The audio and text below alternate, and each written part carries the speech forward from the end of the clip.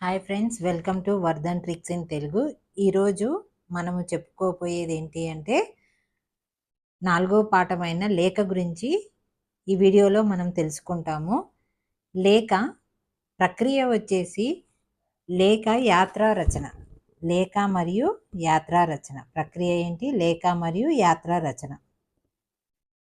యాత్రా రచన దీని ఇతివృత్తం ఏమిటి అంటే చరిత్ర, సంస్కృతి. ఇతివృత్తం చరిత్ర, సంస్కృతి. సంస్కృతి అంటే మన తెలంగాణ సంస్కృతికి చెందినది అని అర్థం. ప్రధాన ఉద్దేశం ఏమిటి? విషయం ప్రధానం. ఇది ఏ రూపంలో ఉంటుంది అంటే వచన రూపంలో ఉంటుంది. ఇక్కడ క్వశ్చన్ వచ్చేసి లేఖ అనేది ఏ రూపంలో ఉంటుంది అంటే వచన రూపంలో ఉంటుంది. ఇది ఏ ప్రక్రియకు చెందింది? యాత్రా రచన మరియు లేఖ ప్రక్రియకి చెందింది. దీని ఇతివృత్తం ఏమిటి? చరిత్ర, సంస్కృతి. ఎవరి చరిత్ర సంస్కృతిని తెలియజేస్తుంది? తెలంగాణ యొక్క చరిత్రను, సంస్కృతిని తెలియజేస్తుంది అన్నమాట. ఈ పాఠం ఉద్దేశం వచ్చేసి లేఖ రచనను పరిచయం చేస్తూ తెలంగాణలోని ప్రముఖ దర్శనీయ స్థలాలను గురించి తెలియచేయడమే ఈ పాఠం యొక్క ఉద్దేశం. ఈ పాఠం యొక్క ఉద్దేశం ఏమిటి అంటే తెలంగాణలోని ప్రముఖ దర్శనీయ స్థలాల గురించి తెలియజేయడం. మెయిన్ ఇంపార్టెంట్ దర్శనీయ స్థలాలు ఉంటాయి కదా, వాటి గురించి తెలియజేయడమే ఈ పాఠం యొక్క ఉద్దేశం. నెక్స్ట్ వచ్చేసి పాఠ్యభాగ వివరాలు. పాఠ్యభాగ వివరాలు ఏంటి? ఈ పాఠము లేఖా రచన ప్రక్రియకి చెందింది. ఈ పాఠం ఏ ప్రక్రియకి చెందింది? లేఖా రచన ప్రక్రియకి చెందింది. లేఖలో మెయిన్ ఇంపార్టెంట్ ఏంటంటే విషయం ప్రధానం. విషయం ప్రధానం. ఇది ఏ రూపంలో? వచన రూపంలో ఉంటుంది. పద్య రూపంలో కాదు, వచన రూపంలో ఉంటుంది. లేఖల్లో ఎన్ని రకాల లేఖలు? వ్యక్తిగత లేఖలు, కార్యాలయ లేఖలు, వ్యాపార లేఖలు, పత్రిక లేఖలు అంటే 4 రకాలు. తదితర భేదాలు ఉంటాయి. ఇప్పుడు ఇక్కడ ఒక క్వశ్చన్. ఈ పాఠము డాష్ ప్రక్రియకు చెందింది. ఏ ప్రక్రియకు చెందింది? లేఖా రచన ప్రక్రియకి చెందింది. అసలు లేఖలో ఏంటి ప్రధానమైనది అంటే విషయం ప్రధానమైనది. ఇది ఏ రూపంలో ఉంటుంది అంటే వచన రూపంలో ఉంటుంది. లేఖలు ఎన్ని రకాలుగా రాయవచ్చు అని క్వశ్చన్ వస్తే వ్యక్తిగత లేఖలు, కార్యాలయ లేఖలు, వ్యాపార లేఖలు, పత్రిక లేఖలు. ప్రవేశికలోకి పోతే వివిధ ప్రాంతాల సందర్శన మానవ మేధో వికాసానికి బాటలు వేస్తుంది. అంటే మనము వివిధ ప్రదేశాలను, ప్రాంతాలను చూసినప్పుడు ఆ సందర్శన మనకు ఎలా ఉంటుంది అంటే మేధో వికాసానికి బాటలు వేస్తుంది. మానసిక చైతన్యాన్ని కలిగిస్తుంది. చారిత్రక స్థలాలు దర్శించడం వల్ల ఆనాటి జీవన విధానం, అప్పుడు ఎలా ఉందో, వాళ్ళు నివసించిన విధానం ఎలా ఉంది, వాళ్ళు ప్రతి ఒక్కటి మనకు తెలిసిపోతుంది అని చెప్పేసి ఇక్కడ చెప్తున్నారు. సామాజిక స్థితిగతులు, చరిత్ర, సంస్కృతి మొదలైన వాటి గురించి మనకు తెలుస్తుంది. అందువల్ల అలాంటి స్థలాల గురించి తెలుసుకోవలసిన అవసరం మనకి ఎంతగానో ఉంది. తెలంగాణలో అనేక దర్శనీయ స్థలాలు ఉన్నాయి. వాటిలో నాగార్జున సాగర్, వరంగల్, హైదరాబాద్ మొదలైన స్థలాల గురించి తెలుసుకోవడానికి లేఖా రూపంలో ఉన్నది ఈ పాఠం అని చెప్పేసి చెప్తున్నారు. అనే ప్రస్తుత పాఠ్యభాగంలో ఎస్ శైలజ లలితకు లేఖ వ్రాస్తూ విహారయాత్ర విశేషాలు తెలిపింది. ఎవరు? శైలజ. ఎవరికి? లలితకు లేఖ రాస్తూ ఏం చెప్పింది? వాస్తు విహారయాత్ర విశేషాలు తెలిపింది. ఇక్కడ ఏ విహారయాత్రల గురించి చెప్పిందో పాఠం కంటే ముందు కొన్ని మెయిన్ పాయింట్స్ మనం డిస్కషన్ చేసుకుందాం. ఆ తర్వాతకి పాఠం చదువుతున్నప్పుడు అందులో ఆ పాయింట్స్ ఖచ్చితంగా మనకు టచ్ అవుతాయి. సో నాగార్జున సాగరంలో సమీపంలో నాగార్జున కొండ మీద ఆచార్యుడు నాగార్జునుడు విశ్వవిద్యాలయం ఏర్పాటు చేశారు. ఇంకోటి, శైలజ మిత్రులతో కలిసి 2వ రోజు ఎక్కడికి వెళ్ళింది? హన్మకొండ చేరుకొని 1000 స్తంభాల గుడికి చేరుకున్నారు. వరంగల్ కోట సమీపంలో స్వయంభూ దేవాలయం, కుష్మహల్, నాట్య మండలం మొదలగునవి కలవు. రుద్రమాదేవి ప్రతాపరుద్రుడు వరంగల్ కోట నుండి పరిపాలన సాగించారు. తెలంగాణ రాష్ట్ర చిహ్నం ఓరుగల్ల కోట శిలాతోరణం. రామప్ప దేవాలయాన్ని గణపతి దేవుని సేనాని రేచెర్ల రుద్రుడు కట్టించాడు. ప్రాచీన తెలంగాణ కవి జీనవల్లభుడు రచించిన తొలి కంద పద్యాలు కరీంనగర్ జిల్లాలోని బొమ్మలగట్టులోని ఉన్నాయి. శాతవాహనుల తొలి రాజధాని కోటిలింగాలు. 3వ రోజు హైదరాబాదు చేరుకొని చార్మినార్ చూశారు. కులీ కుతుబ్ షా ప్లేగు వ్యాధి నిర్మూలనకు గుర్తుగా చార్మినార్ కట్టించారు. తెలంగాణ రాష్ట్ర ముఖ్యమంత్రి కె చంద్రశేఖరరావు గోల్కొండ కోటలోని తొలిసారి జాతీయ జెండాని ఎగరవేశారు. గద్వాల్ కోట మహబూబ్ నగర్ జిల్లాలో కలదు. గద్వాల్ కోట 1750 ప్రాంతంలో పెదసోమ భూపాలుడు కట్టించాడు. గద్వాల్ కోట లోపల చెన్నకేశవ స్వామి గుడి కలదు. ఆ గుడి ముందర 90 అడుగుల గాలి గోపురం చూపర్లను ఆకట్టుకొని ఉంటుంది. ఇవి అండి ఈ లెసన్లో మెయిన్ ఇంపార్టెంట్ పాయింట్స్. సో ఇప్పుడు లెసన్లోకి వెళ్దాం మనం. ప్రియమైన లలితకి. లలిత, ఎట్లున్నావు? నేను ఇక్కడ మంచిగున్నా. ఈసారి బతుకమ్మ పండగ సెలవుల్లో మా బడి పిల్లలం అందరం సంబరంగా విహారయాత్రకు పోయి వచ్చినాం. అక్కడ మేము చూసిన విశేషాల గురించి నీకు ఉత్తరం రాస్తున్నా. సెలవుల మొదటి రోజే యాత్రకు అన్నీ తయారు చేసుకొని సాయంత్రం బడికి చేరుకున్నాం. అప్పటికే బస్సు వచ్చి సిద్ధంగా ఉంది. రాత్రి భోజనం చేసి అందరం వరుసగా బస్ ఎక్కినాం. నేను కిటికీ పక్కన కూర్చున్నాను. మా అమ్మ నాయనలను జాగ్రత్త చెప్పి టాటా అంటుండగా బస్సు బయలుదేరింది. అందరికీ చెప్పలేని ఆనందం కలిగింది. కొద్దిసేపు ముచ్చట్లాడుకొని బస్సులోనే నిద్రపోయినాం. తెల్లారేసరికి చూడాలి మేము నాగార్జున సాగర్ చేరుకున్నాం. బస్సు దిగుతుంటే అబ్బా చూడ చక్కగా చల్లగాలి ఒంటికి తాకి మనసు పులకరించింది. అందరం స్నానం చేసి నాగార్జున సాగర్ ఆనకట్ట చూడడానికి పోయినాం. అబ్బా ఎన్ని నీళ్ళో, ఎంత పెద్ద సముద్రం వలె కనిపిస్తుంది అది. చూడ్డానికి నా 2 కళ్ళు చాలలేదు. చెప్పలేని ఆనందం వేసింది. డ్యామ్ చాలా పొడుగ్గా ఉంది. ఇంత పెద్ద నిర్మాణం ఎట్లా కట్టారా అని ఆశ్చర్యం వేసింది. అక్కడే పలహారం తిని స్టీమర్ మీద నాగార్జున కొండ చూడ్డానికి పోయినాం. నీళ్లపై ప్రయాణం చేస్తుంటే ఎంత సంబరంగా ఉందో నాకైతే. స్టీమర్ నదిని చీల్చుకుంటూ పోతుంటే నీటి తుంపర్లు నా మీద పడి శరీరం జల్లుమంది. చుట్టూ ఎటు చూసినా నీళ్ళే. అటు ఇటు ఎత్తైన కొండలు, మలుపులు తిరిగిన విశాలమైన కృష్ణానది.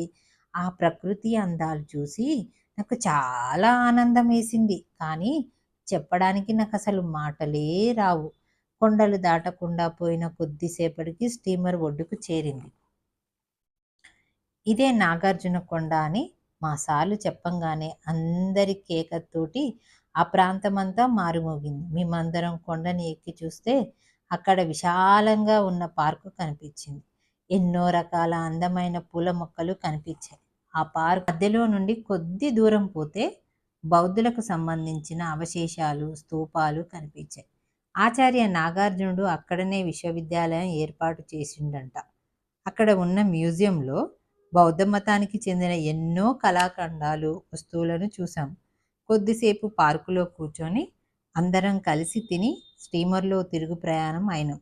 అక్కడున్న దుకాణాల్లో గవ్వలతో చేసిన వస్తువులను కొనుక్కొని వరంగల్కి బయలుదేరాం. ఇక్కడ చూడండి, ఆచార్య నాగార్జునుడు అక్కడనే విశ్వవిద్యాలయం ఏర్పాటు చేసిండు. ఆచార్య నాగార్జునుడు అక్కడే విశ్వవిద్యాలయం ఏర్పాటు చేశాడు. ఎక్కడ విశ్వవిద్యాలయం? నాగార్జున సాగర్లో ఈ ఆచార్య నాగార్జున విశ్వవిద్యాలయం ఉంది. తెల్లారేసరికి హన్మకొండ చేరుకున్నాం. అక్కడ ముందుగా 1000 స్తంభాల గుడికి పోయినాం. ఈ గుడికి 1000 స్తంభాల గుడికి పోయినాం. గుడి చాలా వరకు శిథిలమైపోయింది. కొన్ని స్తంభాలు మాత్రమే మిగిలాయి. అయినా అద్భుతమైన కట్టడాలు ఎంత ముద్దుగున్నాయో. అక్కడ పెద్ద పెద్ద నంది విగ్రహము, శివలింగం ఉన్నాయి. అటు తర్వాత భద్రకాళి గుడికి పోయినాం. అమ్మవారిని మొక్కుకొని వరంగల్ కోటకు చేరుకున్నాం. అక్కడ స్వయంభూ దేవాలయం, కుష్మహల్, నాట్య మండపం, ఆనాటి శిలాశాసనాలు, విగ్రహాలు కనిపించాయి. ఎంత బాగున్నాయో. అవన్నీ చూస్తుంటే ఇంత అందంగా రాతి శిల్పాలు ఎవరు చెక్కారో తెలుసుకోవాలన్న కోరిక నాలో కలిగింది. కాకతీయ చక్రవర్తులు, రుద్రమాదేవి, ప్రతాపరుద్రుడు ఇక్కడి నుంచే పరిపాలన సాగించారని మా సార్లు చెప్పారు. రుద్రమాదేవి గొప్ప వీరనారి అని, శత్రురాజులతో యుద్ధం చేసి గెలిచిందని, ఆ ప్రాంతాన్ని చక్కగా పరిపాలించిందని చెప్పారు. ఆ కోటంతా కలియ తిరుగుతూ గడిచిన చరిత్ర విషయాలను వింటుంటే మమ్ములను మేము మర్చిపోయాము. రాజుల కాలంలో ఉన్నామా అనిపించింది.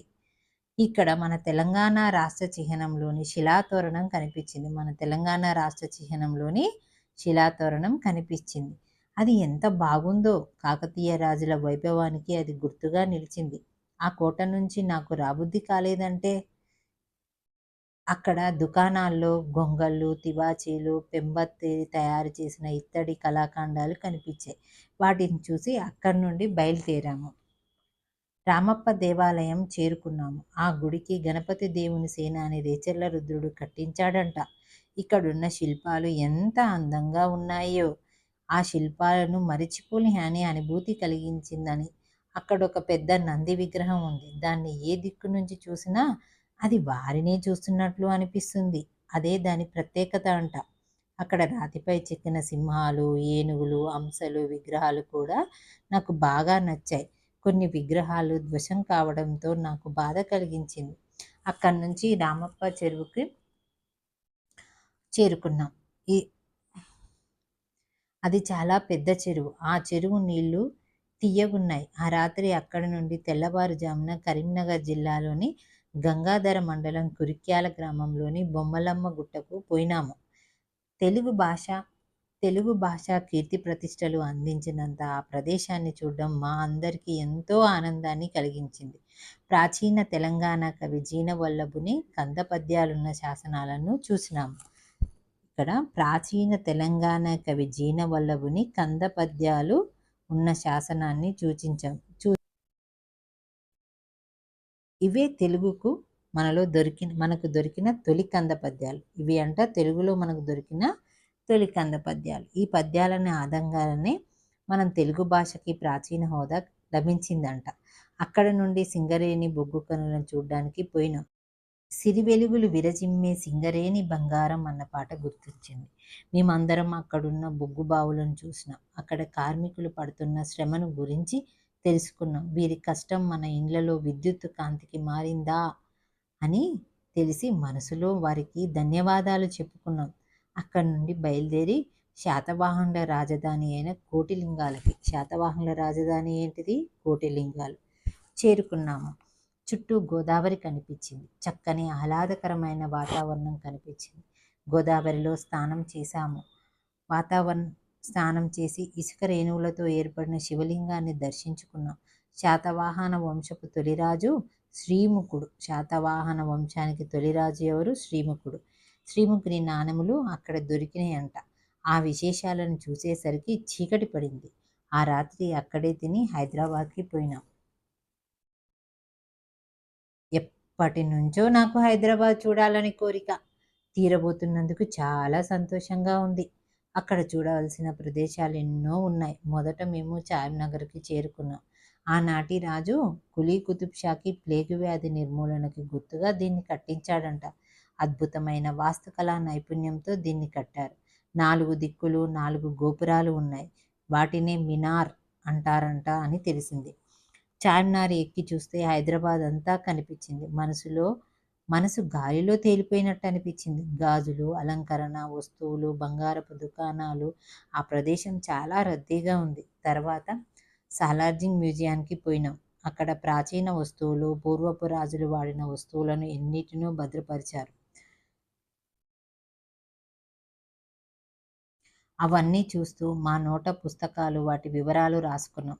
అక్కడున్న వాటినన్నిటినో తలుపు తీసి గంట కొట్టే గడియారం బొమ్మ చాలా బాగుంది. దాన్ని మళ్ళీ మళ్ళీ చూడాలనిపించింది నాకైతే. ఆ తర్వాత గోల్కొండ కోటకు పోయినాం. కోటలో ముఖద్వారం దగ్గర మధ్యలో నిలబడి చప్పట్లు కొడితే ఆ చప్పుడు కోట పైభాగానికి వినిపించడము చాలా చాలా గమ్మత్తు ముచ్చట. ఈసారి స్వాతంత్ర దినోత్సవ వేడుకల్లో ఈ కోటలో జరిగాయి. మన తెలంగాణ రాష్ట్ర తొలి ముఖ్యమంత్రి కె. చంద్రశేఖర్ మన తెలంగాణ రాష్ట్ర తొలి ముఖ్యమంత్రి కె చంద్రశేఖర్ రావు ఇక్కడే జాతీయ జెండాను ఎగరేశాడు. అక్కడి నుంచి హుస్సేన్ సాగర్కి చేరుకున్నాం. వినాయక చవితి విగ్రహాలు నిమజ్జనోత్సవం ఇక్కడే జరగడం మనం టీవీల్లో చూస్తున్నాం కదా. ట్యాంక్ బండి మీద నిలబడి అక్కడ అందాలు చూసినాం. అక్కడ ఎందరో మహనీయుల విగ్రహాలున్నాయి. చెరువు మధ్యలో శాంతికి ప్రతిరూపమైన ఎత్తైన బుద్ధుని విగ్రహం కూడా కనిపించింది. ఆ సాయంత్రం బిర్లా మందిర్కి పోయినాం. అది పాలరాతితో కట్టిన వెంకటేశ్వరుని గుడి. దగదగా మెరిసే విద్యుత్ దీపాలతో వెలిగిపోతున్నప్పుడు అక్కడి నుంచి చూస్తే మిలమిలా మెరిసిపోతున్న హైదరాబాద్ నగరం కనిపించింది. అక్కడ కొద్దిసేపు కూర్చొని ఆ తర్వాత అన్నం తిని జోగులాంబ జిల్లాలోని గద్వాల్ కోటకి బయలుదేరినాం. ఉదయం 9 గంటల సమయంలో గద్వాల్ కోటకి చేరుకున్నాం. కోటను చూడగానే ఆనాటి రాజు గొప్పదనం తెలుసుకోవాలనిపించింది. దీనికే శతాబ్ద చరిత్ర ఉందంట. ఇక్కడ శతాబ్దం అంటే ఏంటంటే 100 సంవత్సరాల కాలం. 100 సంవత్సరాల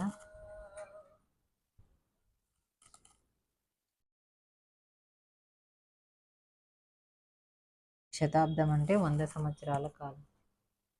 దీనికి శతాబ్ద చరిత్ర ఉందంట. 1750 ప్రాంతంలో పెద్ద సోమన్న భూపాలుడు ఈ మట్టి కోటను కట్టించిండు. కోట లోపల చెన్నకేశవ స్వామి గుడి ఉంది.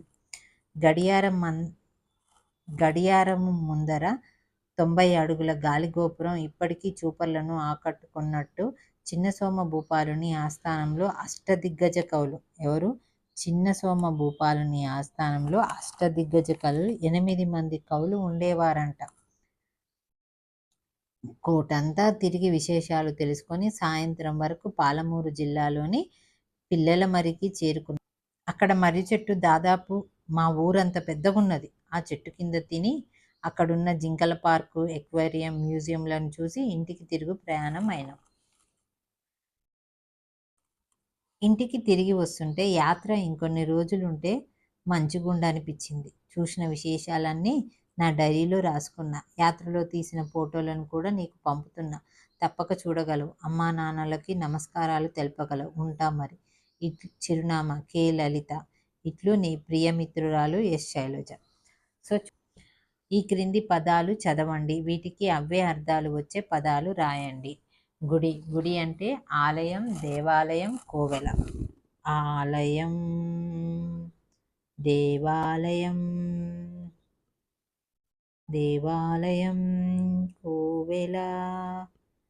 ఆనవాళ్ళు అంటే గుర్తులు. గుర్తులు. ఆనందం, సంతోషం, మోదం.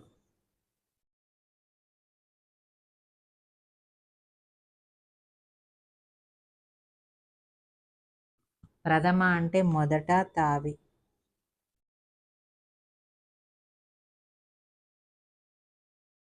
సందర్శించుట అంటే చూచుట, తిలకించుట.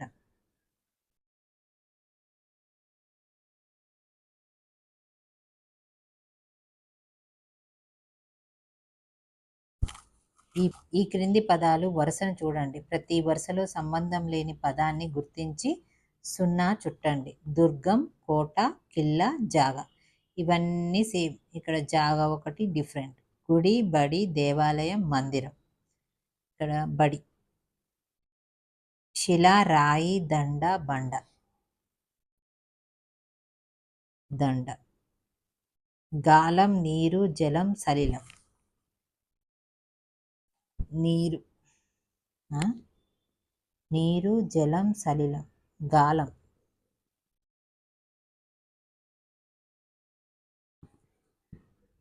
కన్ను, నేత్రం, రెప్ప, నయనం. నయనం. ఇక్కడ మీకు తెలిసిన స్త్రీలింగం, పులింగం నమలు. స్త్రీలింగ పదాలు అంటే సీత, గీత, రాధ, ఇంకా రాధిక. పులింగం అంటే రాముడు, లక్ష్మణుడు, ఇంకా రవి, రాజు. నపుంసకలింగం అంటే పక్షి. ఇంకా మీరు రాయండి. నెక్స్ట్ వచ్చేసి విభక్తి ప్రత్యయాలు. తెలంగాణ సంస్కృతికి విభక్తి ప్రత్యయాలు. ఇక్కడ వచ్చేసి విభక్తి ప్రత్యయాలు కదండి. ఇక్కడ వచ్చేసి అసలు విభక్తి అంటే ఏమిటి? విభక్తి అంటే వాక్యంలో పదాల మధ్య అర్థవంతమైన సంబంధాన్ని ఏర్పాటు చేసేదే విభక్తి. ఆ విభక్తి లేకపోయినట్లయితే అర్థవంతమైన సంబంధం అనేది ఉండదు. అంటే ఇక్కడ వాక్యంలో సరిగ్గా వినండి, వాక్యంలో పదాల మధ్య అర్థవంతమైన సంబంధాన్ని ఏర్పాటు చేసేదే విభక్తి. ఆ విభక్తి లేకపోయినట్లయితే అర్థవంతమైన సంబంధం అనేది ఉండదు అంట.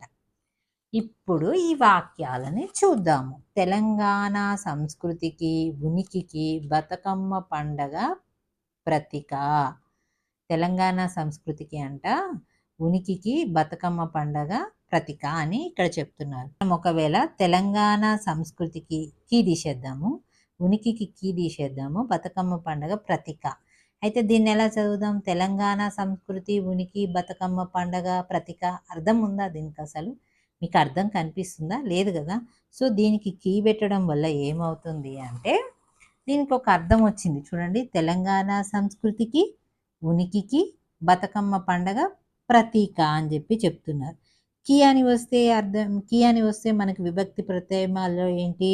కిన్కున్ యొక్క లోన్ లోపల, షష్ఠి తత్పురుషం. హోలీ పండగను మన దేశంలోనే కాకుండా విదేశాల్లో కూడా జరుపుకుంటారు. నెక్స్ట్, పీర్లను ఇత్తడితో వెండితో తయారు చేస్తారు అంట. ఇక్కడ కూడా చూద్దాము. పీర్లను నువ్వు తీసేద్దాము, తో తీసేద్దాము, మళ్ళీ తో తీసేద్దాం. పీర్లు ఇత్తడి వెండి తయారు చేస్తారు. కానీ ఇప్పుడు నేను చెప్పినట్టు పీర్లు ఇత్తడి వెండి తయారు చేస్తారు. ఏం తయారు చేస్తారు? ఏమన్నా అర్థం ఉందా?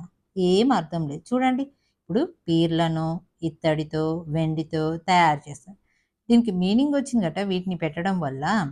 అంటే విభక్తి ప్రత్యయమాలు జోడించడం వల్ల ఇక్కడ మనకి ఏం చెప్పాడు? వాక్యంలో పదాల మధ్య అర్థవంతమైన సంబంధాన్ని ఏర్పాటు చేసేదే విభక్తి. విభక్తులను మనం యాడ్ చేయడం వల్ల, ఏ విభక్తులు అంటే ప్రథమ విభక్తి, ద్వితీయ విభక్తి, తృతీయ విభక్తి, చతుర్థి విభక్తి, పంచమి విభక్తి, షష్ఠి విభక్తి, సప్తమి విభక్తి, సంబోధన ప్రథమ విభక్తి, ఇందులోని వాటిని మనం యాడ్ చేయడం వల్ల పదాలకు అనేవి అర్థవంతమైన సంబంధాన్ని తెలియజేస్తున్నాయి. సో పీర్లను ఇత్తడితో వెండితో తయారు చేస్తారు. ఇప్పుడు కరెక్ట్ వచ్చేసింది.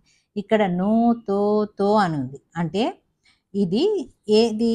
ఇక్కడ ఏది ఏ సమాసం? చేతంచేన్ తోడన్ తోడ్ అని వచ్చింది అనుకోండి, తో అని వచ్చింది అనుకోండి, తృతీయ విభక్తి. నెక్స్ట్ వచ్చేసి వాణి పూజ కొరకు పూలను కోసింది. దీన్ని చూద్దాం.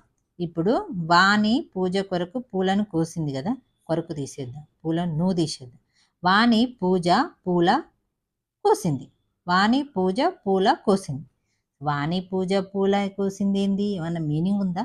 లేదు. వాణి పూజ కొరకు పూలను కోసింది. మరి దీనికి కొరకున్కై చతుర్థి విభక్తి. కొరకున్కై చతుర్థి విభక్తి.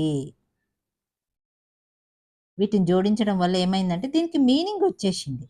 నెక్స్ట్, కృత్రిమమైన రంగులు చల్లుకోవడం వల్ల అనారోగ్యం పాలవుతుంది. ఇప్పుడు మనం దీన్ని తీసేద్దాం.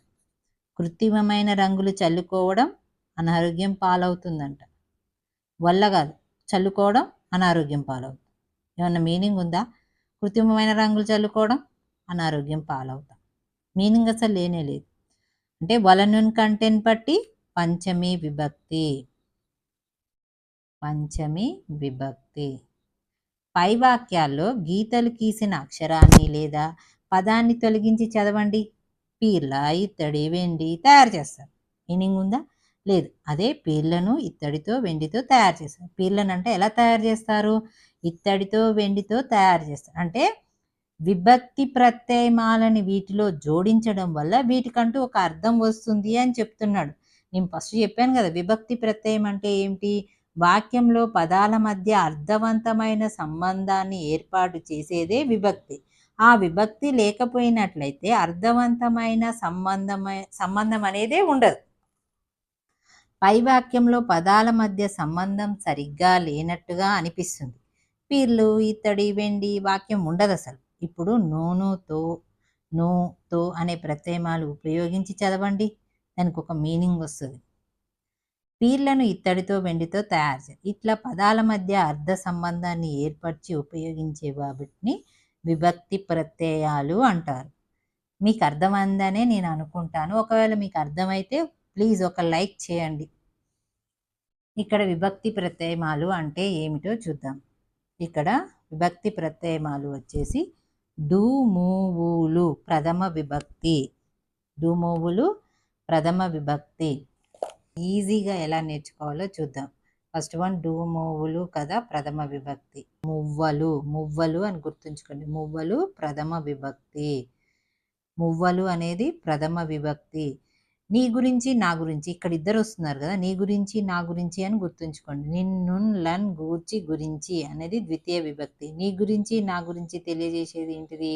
ద్వితీయ విభక్తి. చేతంచేడ్, తోడంతోడ్ తృతీయ విభక్తి. ఇక్కడ చూడండి, తా తోడంతోడ్ అని వస్తుంది, తృతీయ విభక్తి. తా చేతంచేడ్ తోడంతోడ్ తృతీయ విభక్తి. కొరకున్కై నా కొరకు, నీ కొరకు. కొరకున్కై కొరకు, కై అంటే చతుర్థి విభక్తి. కొరకున్కై. పంచమి విభక్తి అంటే వలనున్ కంటెంట్ పట్టి. దీన్ని ఎలా గుర్తుంచుకోవాలంటే పంచలోహాల పట్టీలు అని గుర్తుంచుకోండి. పంచలోహాల పట్టీల వలన అని గుర్తుంచుకోండి. పంచలోహాల పట్టీల వలన అని గుర్తుంచుకోండి. షష్ఠీ విభక్తి. కిన్, కున్ యొక్క లోన్ లోపల. షష్ఠీ విభక్తి. లోపల యొక్క, ఇప్పుడు కిన్, కున్ యొక్క లోన్ లోపల కిక్కే వేరు అని చెప్తున్నారు. లోపల కిక్కే వేరు. లోపలికి 8 సార్లు షష్ఠి, ఇన్నిసార్లు భక్తితోటి లోపలికి పోతే ఆ కిక్కే వేరు అని చెప్తున్నారు. భక్తితో షష్ఠి అంటే 8 సార్లు భక్తితో లోపలికి పోతే ఆ కిక్కే వేరు అని చెప్పేసి చెప్తున్నారు. అందున్నన్ సప్తమి విభక్తి. ఏమంట? అందరిలో నన్ను సామి అన్నదంట. అందరిలో నన్ను సామి అన్నది. ఓయి, ఓరి, ఓసి అని సంబోధన విభక్తి అని చెప్పేసి చెప్తున్నారు. Thank you friends. వీడియో నచ్చినట్లయితే please like and share, subscribe.